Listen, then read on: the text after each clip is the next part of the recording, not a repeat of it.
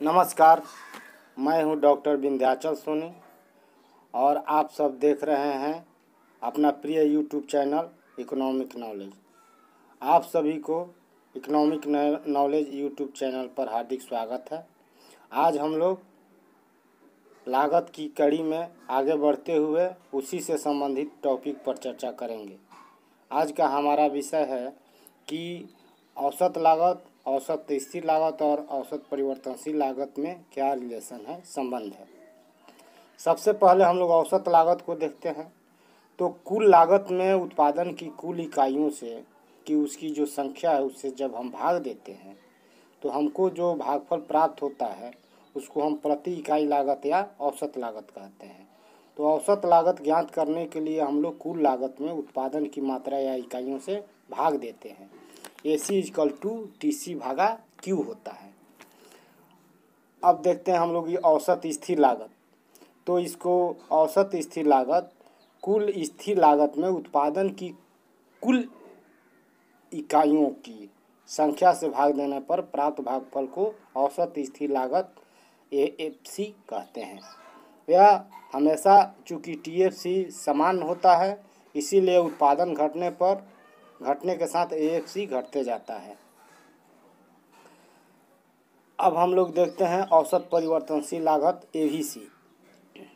कुल परिवर्तनशील लागत में उत्पादन की कुल इकाइयों की संख्या से भाग देने पर हमें औसत परिवर्तनशील लागत या ABC प्राप्त होता है। ABC ज्ञात करने के लिए हम लोग TVC में Q से भाग देंगे तो TVC/Q = ABC होता है। यह कुल परिवर्तनशील लागत में उत्पादन की कुल इकाइयों से भाग देने पर प्राप्त होता है। अब हम लोग देखते हैं कि औसत परिवर्तनशील लागत जो है उसका संबंध उत्पत्ति के नियमों से होता है। अतः उत्पादन में जब वृद्धि होती है, वृद्धि होने के साथ यह शुरू में तो घटती है लेकिन यह एक सीमा के बाद पुनः बढ़ना शुरू हो जाती है, बढ़ने लगती है। AC = AFC और प्लस ABC होता है। औसत लागत, औसत स्थिर लागत और औसत परिवर्तनशील लागत का जोड़ होता है। अब हम लोग एक तालिका बनाकर इसको अच्छे से समझते हैं। तालिका में हम लोग उत्पादन की इकाइयों को रखते हैं 0 से 7 तक। औसत जो कुल स्थिर लागत है उसको हम लोग 10 रुपये मानकर चलते हैं और कुल परिवर्तनशील लागत क्रमशः 0, 50, 90, 120, 140, 175, 228 और 294 लेते हैं। अब हमारा कुल लागत हो जाएगा TFC + TVC। तो जोड़ के हम लोग लिखेंगे तो हमको क्रमशः 10, 60, 100, 130, 150, 185, 238 और 304 प्राप्त होगा। इस तालिका में हम लोग देख रहे हैं कि उत्पादन की मात्रा में वृद्धि होने पर भी TFC सदा समान है, इसमें कोई परिवर्तन नहीं होता। लेकिन उत्पादन में वृद्धि होने के साथ TFC, TVC और TC में वृद्धि होती है। चूँकि TC, TFC और TVC का योग होता है इसीलिए यह TVC से सदा अधिक रहता है। जो TC होता है वह TVC से हमेशा सदैव अधिक रहता है और TC, TFC और TVC का योग होता है। तो अब इस सूत्र को हम लोग इस पीछे के तालिका से 2 सूत्र मिला है, AFC और ABC। अब हम लोग इसके लिए एक दूसरी तालिका इसी पहली तालिका के सहयोग से बनाते हैं। उत्पादन की इकाइयाँ वही हैं और हम लोग स्थिर लागत इसमें रखे थे 10 रुपये। तो 10 रुपये में जब हम लोग उत्पादन की इकाइयों से भाग देंगे तो हमको AFC प्राप्त होगा। स्थिर लागत में, कुल स्थिर लागत में जब हम उत्पादन की इकाइयों से भाग देकर AFC प्राप्त करेंगे, जो हमको 0 से भाग देंगे तो 10 होगा, 1 से भाग देंगे तो 10 आएगा, 2 से हम भाग देंगे तो 10/2 5 होगा। इसी तरह जब हम भाग देते जाएंगे तो हमको क्रमशः 3.33, 2.5, फिर 2, 1.66, 1.43 प्राप्त होगा। उसी तरह औसत परिवर्तनशील लागत ज्ञात ABC के लिए हमारा जो TVC है उसमें हम लोग इससे Q से भाग देते हैं तो हमको ये प्राप्त होगा। और ATC या AC जो है वह AFC, ABC को जोड़कर हम लोग यहाँ पर लिख लेंगे तो हमारा ये आ जाएगा ATC। अब हम लोग इन तालिकाओं की सहयोग से ये चित्र बनाते हैं ग्राफ पेपर पर।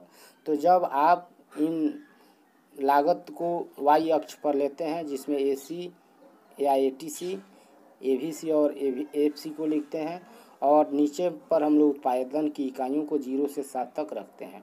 तो जो बिंदु आएगा तो हमको ऐसा ही चित्र आपको प्राप्त होगा। चित्र में आप ध्यान से देख रहे हैं कि AVC रेखा में जो मोड़ का नीचे बिंदु है वह पहले है, सबसे पहले है, और यह AFC रेखा को काटते हुए ऊपर निकल जाती है।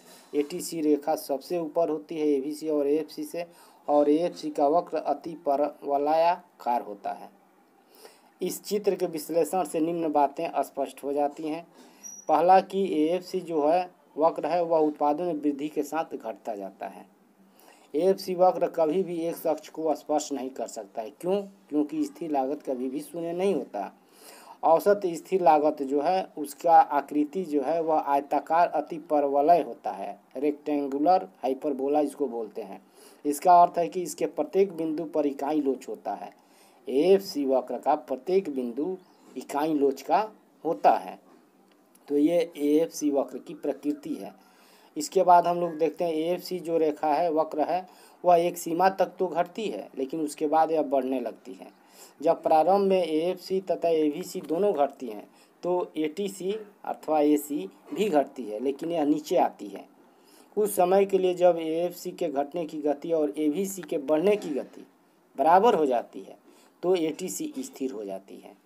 तो ये AVC की जो वक्र है, AVC जो रेखा है उसकी यह प्रकृति है कि यह शुरू में तो एक सीमा तक घटती है, लेकिन उसके बाद यह बढ़ने लगती है।